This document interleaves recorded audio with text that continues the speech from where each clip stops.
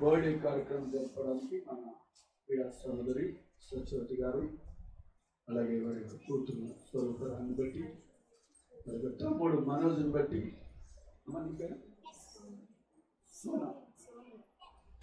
సోదరి సోనిని బట్టి, వారిద్దరిని ప్రేమించి ఎవరి ప్రాణంలో ఇచ్చిన ఆర్యను బట్టి, ఆయన పుట్టినది తల్లి గర్భంలో పుట్టిన మొదలుకొని ఇంతవరకు సంవత్సరం కాలం దేవుడు ఆయన లెక్కల నీళ్ళు భద్రపరిచి సంవత్సరం అనే దయాకిరీటం ధరింపజేసి మరి మొదటి బర్త్డే జరుపుకోవడానికి ప్రవహించిన మహాకృపను బట్టి దేవునికి స్తోత్రాలు. హల్లెలూయా, ఆమేన్, హల్లెలూయా.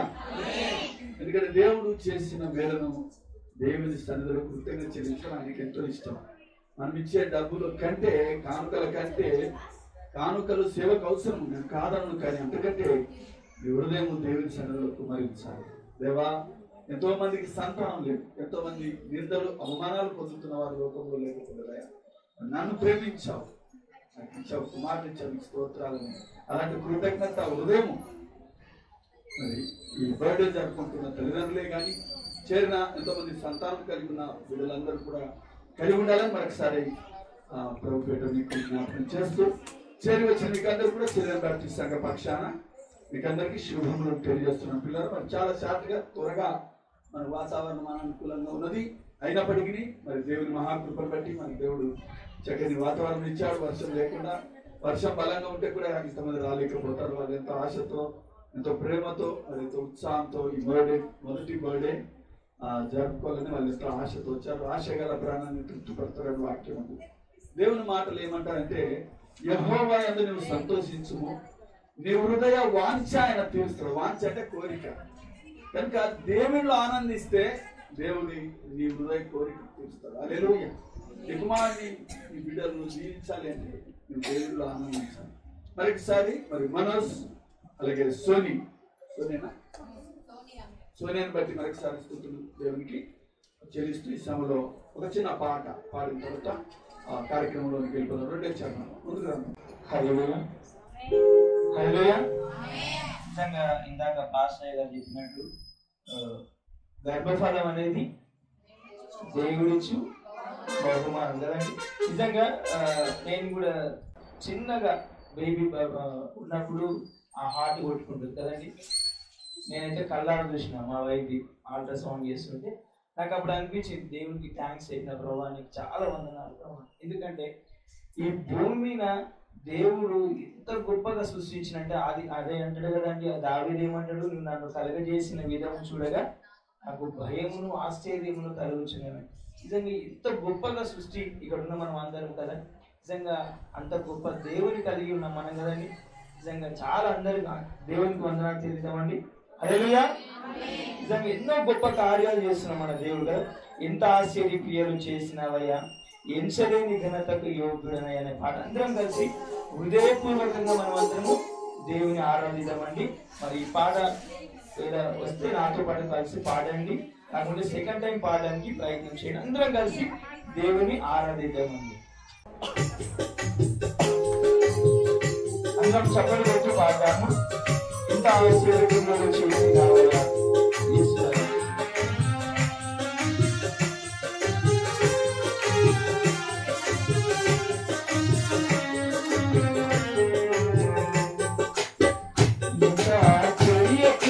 చేసినావయ్యా యేసు. నాతో పాటు కలిసి పాడండి. క్రియలు చేసినావయ్యా యేసు,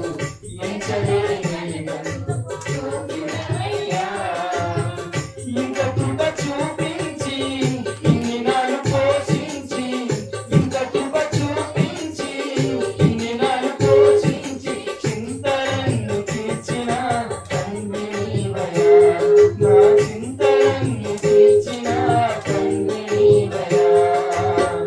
అంతరంగమందున్న అంతటి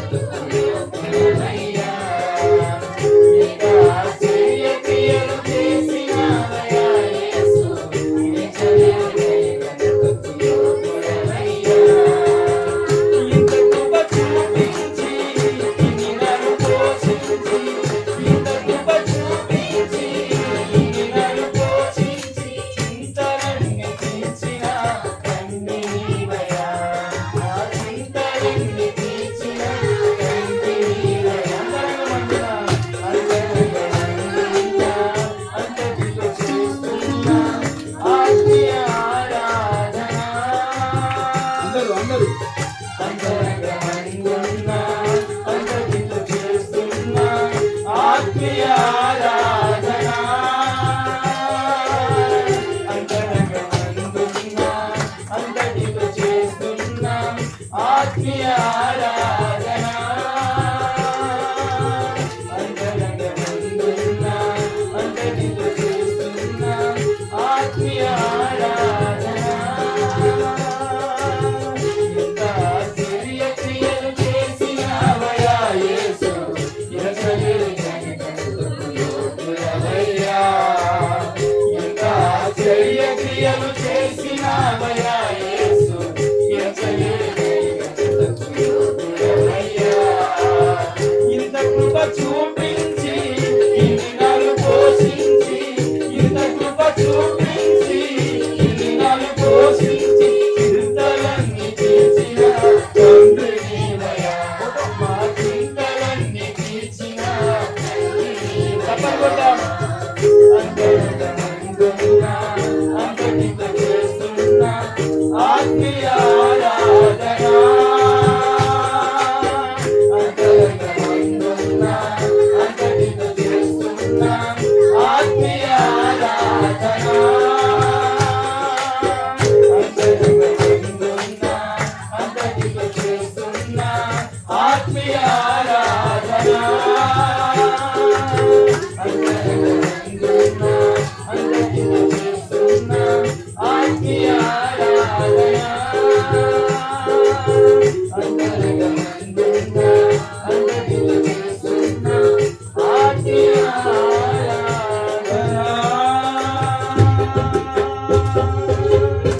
చక్కని పాట పాడి వినిపించిన పాదరాజుకి చెప్పడం మంచి సభలో పిల్లలు మరి ముందుకు సాగుదాం.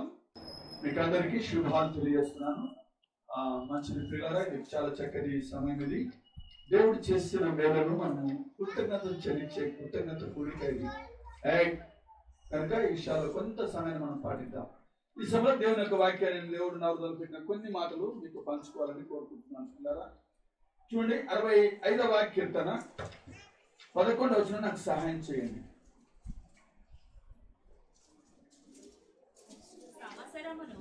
సంవత్సరమును నీ దయా కిరీటమును నాకు ధరింపజేసి ఉన్నావు. చాలు, థ్యాంక్ యూ మా గాడ్ బ్లెస్. ఇక్కడ గమనించండి, నా వైపు చూడండి. సంవత్సరము అనే దయా కిరీటము నీవు నాకు ధరింపజేసి ఉన్నావు. పిల్లరా, మరి ఆర్యన్ తల్లి గర్భంలో పుట్టినది మొదలుకొని ఇంతవరకు కూడా 365 రోజులు అనేక పరిస్థితులు కావచ్చు, అనారోగ్యం కావచ్చు, చిన్న బిడ్డలకు ఎలా ఉంటుంది మనకు తెలియదేమి కాదు. అలాంటి అన్ని పరిస్థితులలో కూడా చాలిన దేవుడిగా ఉండి ఈ సంవత్సరం అంతా కూడా కాపాడి భద్రపరిచి 2వ సంవత్సరం అడిగిడి మొదటి సంవత్సరం బర్త్డే జరుపుకోవడానికి మరి ఇచ్చిన మహాకృప. ఆర్యన్ విషయంలో దేవుడు చేసిన మేలును బట్టి దేవుడికి స్తోత్రాలు. హల్లెలూయా. గట్టిగా చెప్తారు హల్లెలూయా. అలాగే మరి తల్లిదండ్రులు కూడా సోనియా అలాగే మనోజులను బట్టి కూడా నేను మరొకసారి దేవుని స్తుతిస్తున్నాను. దేవుని వాక్యము ఏమంటుందంటే దేవుడు చేసిన మేలును మనం ఎప్పుడు కూడా మర్చిపోకూడదు. ఇప్పుడు సంవత్సరం అంతా కూడా కాపాడిన దేవుడు మరి ఇక ముందున్నటువంటి దినాల్లో కూడా అనేక బర్త్డేలు దేవుడు ఆ కుమారుని పట్ల జరుపుకొని రాబోయే దినాల్లో మనుషుల దయందు దేవుని దయందు ఎదిగి రాబోయే దినాల్లో దేవునికి మహిమకరంగా తల్లిదండ్రులకు పేరు అనేకులకు ఆశీర్వాదకరంగా. ఒక వ్యక్తి ఒక డాక్టర్ అయినా అనుకోండి, ఎంతమందికి దీవెనకరంగా ఉంటారు.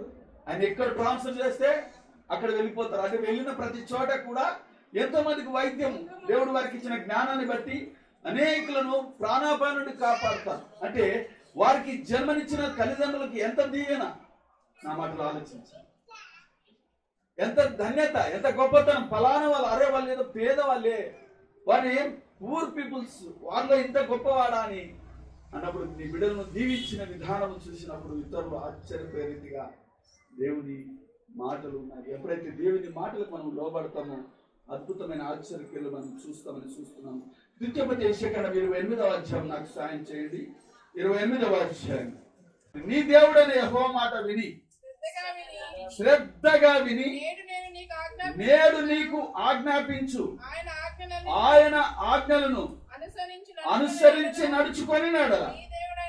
దేవుడైన యెహోవా భూమి మీదనున్న సమస్త జనముల కంటే అక్కడగా నా వైపు చూడండి.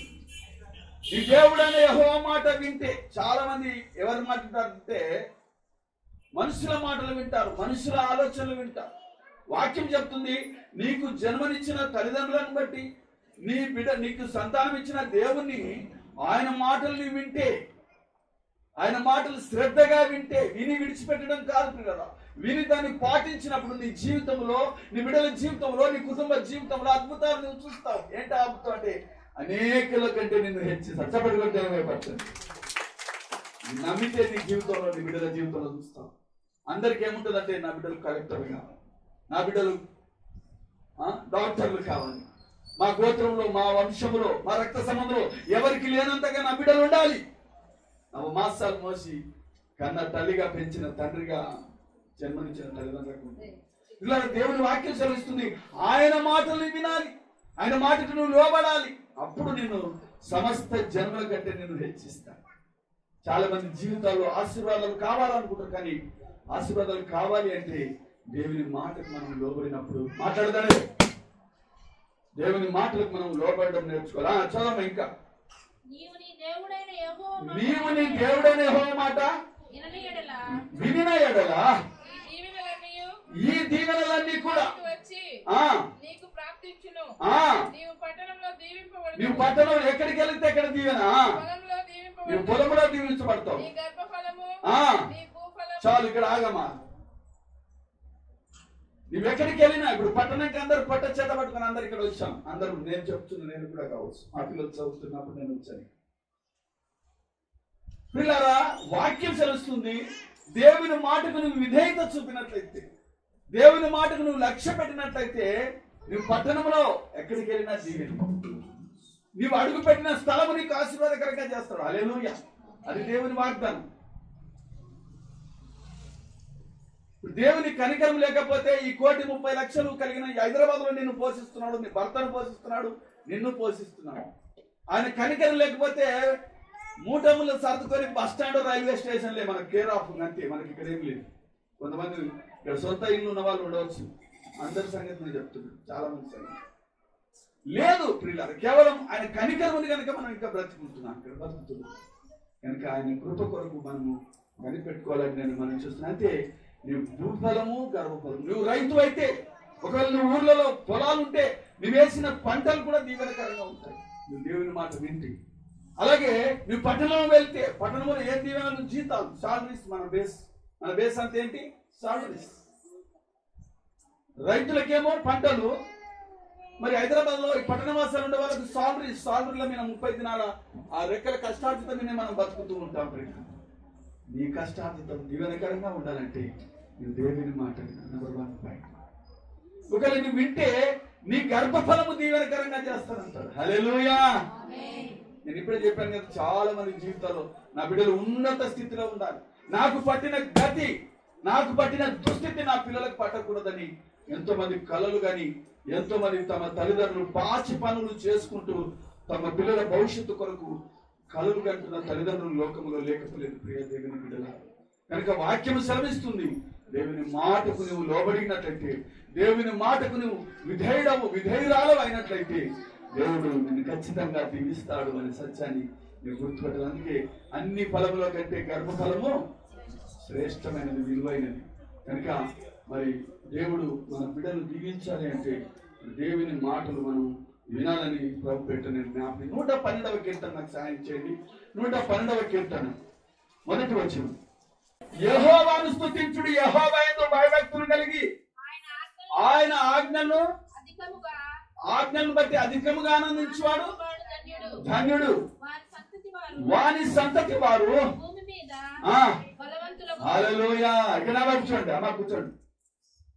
ఇక్కడ ఒక కండిషన్ పెట్టాడు దేవుడు. దీవెనలు ఉన్నాయి. ఇప్పుడు ఒక కంపెనీలో ఒక యజమానికి ఇష్టంగా చేసినప్పుడు మనం 30 రోజులు చేస్తే ఆ నెల అయిపోయిన తర్వాత సాలరీకి మనం యోగ్యులు. అలాగే దేవుడు కూడా ఇక్కడ మనకి ఏం చెప్తున్నాడంటే, యెహోవా యందు భయభక్తులు కలగ. ఎప్పుడైతే మనలో దేవుని భయం ఉందో, నీ వేసి అడుగు తీసుకునే నిర్ణయం భక్తిగా ఉంటుంది. ప్రియుల, భయము లేని బ్రతుకులు, విచ్చలవిడి జీవితము అనేకులు జీవిస్తూ మాకు దీవెనలు కావాలన్నారు. ఎలా వస్తాయి దీవెనలు? ఒక వైద్యుడు చెప్తాడు, అమ్మా నీకున్న రోగం ఇది అని డయాగ్నోస్ అవన్నీ కూడా పరీక్షలు చేసినప్పుడు, రక్త పరీక్షలు అన్ని చేసి ఏం చెప్తాడు, నీకున్నది ఫలానా కనుక నీ కొన్ని రోజులు ఇది వాడొద్దు, ఇది తినొద్దు, పచ్చం చేయంటాడు. పచ్చం చేస్తే వ్యాధి బాగా అవుతుంది. అలాగే దేవుని మాటలు వింటే నువ్వు బాగుపడతావు. హల్లెలూయా. అందుకే ఇక్కడ అంటాడు యెహోవా ఆజ్ఞలు బట్టి, ఇక్కడ లింక్ పెట్టాడు, యెహోవా ఆజ్ఞలు బట్టి అధికముగా ఆనందించబడతాడు. ఎవరు భక్తులు ఇలాంటి భ్రష్టమైన మాటలు చాలా మంది చెప్తుంటారు. భక్తి జీవితంలోకి వచ్చినప్పుడు ఎవరు కరెక్ట్ ఉన్నారు చెప్పండి, ఎవరు కరెక్ట్ ఉన్నారని ఈ కరెక్ట్ లేని వ్యక్తి ఏం చేస్తాడు, అందరినీ బలహీనం చేసేస్తాడు. అంటే దుష్టుని ఆత్మ పనిచేస్తుంది. వాక్యం అంటుంది ఎవరైతే దేవునికి భయపడతారో వారు ఐశ్వర్యవంతులు అవుతారు. చెప్పండి పెట్టండి. ఆ డబ్బు కొరకే కదా, ఆ డబ్బు కొరకే కదా ఇన్ని అబద్ధాలు ఆడేది, ఆ డబ్బు కొరకే కదా ఇన్ని మోసాలు చేసేది, ఆ డబ్బు కొరకే కదా ఇన్ని ప్రయాసాలు పడేది, ఆ డబ్బు కొరకే కదా సుఖము లేకుండా ప్రయాసపడుతున్నది. దేవుని వాక్యం అంటుంది యెహోవా యందలి భయము మీకు ఐశ్వర్యం. హల్లెలూయా. దేవునికి భయము కలిగిన వారిని ఆయన పోషిస్తాడమ్మా, ఆయన పోషిస్తాడు, ఆయన దీవిస్తాడు.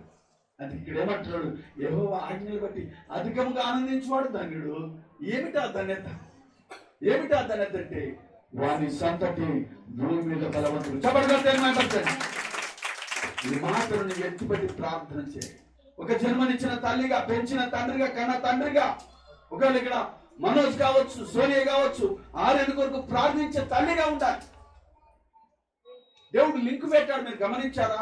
దేవుని ఆజ్ఞలకు ఎవరైతే లోబడతారో వారు ధన్యులు. అక్కడ కండిషన్ ఉంది, మీరు అర్థం చేసుకోవాలి.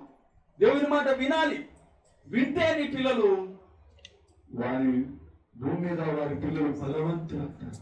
ఆ మాటను ఎత్తిపెట్టి ప్రార్థన చేసే ఒక తల్లిగా, తండ్రిగా ఉండాలి. దినాలు చాలా మంది గొప్ప గొప్ప వాళ్ళు నేను ఇంతగా దేశ విదేశాలు వాడబడుతున్నాను, అనేకులకు ఆశీర్వాదకరంగా ఉన్నానంటే నా వెనుక నా తల్లి ప్రార్థన. నేను ఇంతగా మరి ఒక వైద్య రంగంలో ఉండి నేను ఇంతగా అనేకులకు ఆశీర్వాదకరంగా మరి ఎన్నో వేల మంది గుండె ఆపరేషన్ చేసి ఎంతో మందిని బ్రతికించాను.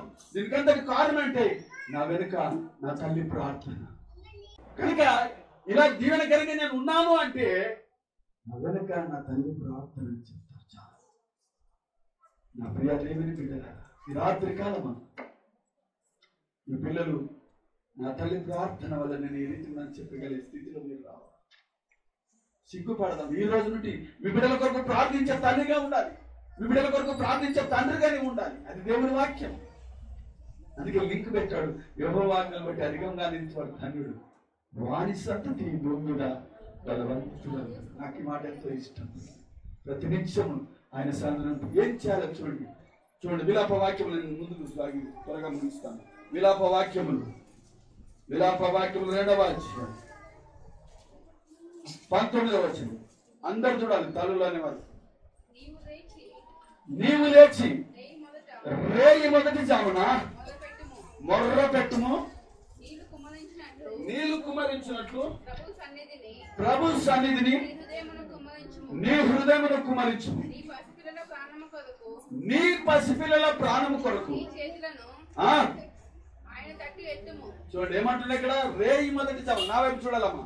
రేయి మొదటి జామున మీ పసిపిల్లల కొరకు నువ్వు కన్నీరు. దేవుడు నీకు ఇచ్చిన బిడ్డల కొరకు నువ్వు కన్నీరు కార్చాలి, వారి ఆయుష్ కొరకు ప్రార్థించము.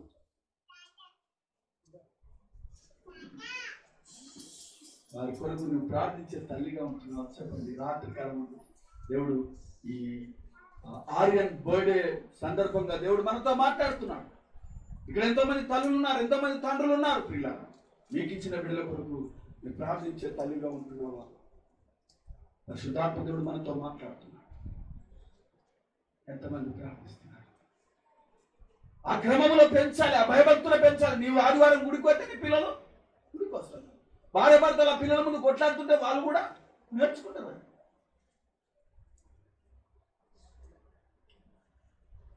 చిన్నపిల్లల మైండ్ అంట ఎంటీ సీడీ లాంటిదంట. Children's brain like a empty CD అన్నారు. అంటే ఖాళీ ఇప్పుడు సీడీలు పోయినాయి, ఇప్పుడు చిప్పులు వచ్చినాయి అనుకోండి. అయితే అవి ఎంటీ సీడీ అంటే ఏది రికార్డ్ చేస్తే ఇప్పుడు సెల్ ఫోన్ లో పాటలు పాటి రికార్డ్ చేసాం, అక్కడ కూడా వినోద్ చేస్తా ఉన్నాం. అది రికార్డ్ అయిపోతుంది. అంటే నువ్వు ఏం చేస్తావు నీ పిల్లలు అది గ్రహిస్తారు. నువ్వు కొట్లాడుకుంటుంటే వాళ్ళు నీ చెడ్డ మాట మారితే అవే నేర్చుకుంటారు. కనుక ఆ భయభక్తులు ఆ పిల్లలు పెంచాలి. యోబు ప్రతిరోజు అంట తెల్లవారుజామున లేచి నా బిడ్డలు ఎక్కడ దేవునికి పాపం చేశారో, ఎక్కడ దేవుని దృష్టికి కోపానికి గురవుతారో అని తెల్లవారుజాము లేచి ప్రతిరోజు కూడా ఆయన పొట్టేళ్ళు ఇచ్చేవారంట. ఇప్పుడు పొట్టేళ్ళు ఇవ్వాల్సిన అవసరం లేదు, బలి ఇవ్వాల్సిన అవసరం లేదు. యేసు ప్రభువు వారు నీ కొరకు బలి ఇచ్చాడు. హల్లెలూయా. ఇప్పుడు ప్రార్థననే బలి. ప్రార్థన చేస్తే చాలు. నీ బిడ్డల కొరకు రేయి మొదటితో కన్నీరు గార్చే తల్లిగానే ఉన్నాయి. ఒక వ్యక్తిని దీవించిన విధానం చూసినప్పుడు ఇతరులు ఆశ్చర్యపోతారు. అనేక బిడ్డలు కొంతమంది ఆశీర్వాదకరంగా, కొంతమంది ఎండిపోయిన స్థితిలో ఉంటున్నారు. కారణం ఏమిటి? కారణం ఏమిటి చెప్పాలి. పిల్లరా, దేవుని భయభక్తులను పెంచాలి. ఒక చిన్న సహాయం చేస్తే కనిపించిన వాళ్ళ కృతజ్ఞత చెల్లిస్తాం. ఎక్కడ కనిపిస్తే అక్కడ వారికి ఎంతో వందనాలు చెల్లిస్తాం. దేవుడు నిన్ను, నీ భార్యను, నీ పిల్లలను, నీ కుటుంబాన్ని ఇచ్చి, బిడ్డలను ఇచ్చి ఈ హైదరాబాద్ నగరంలో నేను పోషిస్తున్నాడు. ఎంత కృతజ్ఞత కలిగినామా? ఈరోజు చెల్లించావా? వేకువజామున లేచి దేవానికి స్తోత్రాలయ్యా, నన్ను నా కుటుంబం బట్టి. పడుకున్నట్టు ఈ లోకం విడిచిపోయింది. ఎంతో మంది ఉండొచ్చు. ఎంతోమంది యాక్సిడెంట్ల పాలై కూడా వచ్చు. కొంతమంది తల్లు లేని పిల్లలు, దిక్కు లేని వారికి ఇతరుల తల్లిదండ్రులు ఎవరైనా ఏమైనా సాయం చేస్తారని ఎదురు చూసే దిక్కులేని పిల్లలు లోకంలో లేకపోలేదు. నన్ను ఒక మాట చెప్పనిస్తారా? అలాంటి పిల్లలు, నీ పిల్లలు లేక నా పిల్లలు వచ్చిన దేవునికి నేనేం చేయాలి? కళ్ళలో నీళ్ళు వస్తాయి కదా. ఆయన నీకెంత మేలు చేయలేదా? పిల్లరా, యోబు అంత భయభక్తితో ఆయన బిడ్డలను పెంచాడు. ఇంకా ముగింపులో మనం జ్ఞాపకం చేసుకోవాలి. రేయి మొదటి జామున ఆయన సంఘం బాలుడు నడవలసిన త్రోవను మనకి నేర్పు. వాడు పెద్దవాడైనప్పుడు దాని నుండి అది క్రమం. అందరికీ కావాలే దీవెనలని ఉంటాయి, కానీ అది నువ్వు పాటించండి. అందుకే దేవుని మాటలు వింటే ఉన్నత స్థితిలో నేను దేవుడు. ఈ మనోజ్ అలాగే సోనియాను దేవుడు ప్రేమించి యవ్వన ప్రాయంలో ఇచ్చారు. చక్కటి వయసులో ఎంతో మంది నిందలు, అవమానాలు పొందుతున్న వాళ్ళు, సంతానం లేక చాలా మంది అవమానాల పాలవుతారు. కొంతమంది సంబంధాలు పాడైపోతున్నాయి, పిల్లలు కాలేదని. అయితే దేవుడు యవ్వన ప్రాయంలో చక్కని కుమారుడు వారి బిడ్డలకి ఇచ్చారు. అమ్మా, దేవుడు మీకు ఇచ్చిన ఈ బహుమానాన్ని దేవుని సన్నిధిలో చేర్చాలి. దేవుని భయభక్తులో మరి ఎంత చక్కని కుమారుడి దేవుడు రూపాన్ని ఇచ్చాడు. చక్కని ఆరోగ్యవంతమైన చక్కని కుమారుడిని ఇచ్చాడు. ఆయనకి ఏం చెల్లించగలవు? మరి రాత్రికాలం దేవుడు నేను అడుగుతున్నాడు. సో దేవుని సౌకర్యం నేను చెప్పేది ఈ బిడ్డల కొరకు ప్రార్థించాలి. అలాంటి క్రమంలో పెంచాలి. దేవుని భయభక్తులు ఉంటే దేవుని వాక్యంలో చెప్పినట్టుగా ఉన్నత స్థితిలో వస్తాడు. నీ గోత్రం, నీ రక్త సంబంధాలు ఎవరికూ లేని ఆ ఉన్నత స్థితిని దేవుడు మీ కుమారుని ఇవ్వబోతున్నాడు. అతి గొప్ప కృప దేవుడు రాత్రికాలం మందు మరి ఆర్యనుకు, తల్లిదండ్రులకు దయచేసి దీవించును గాక.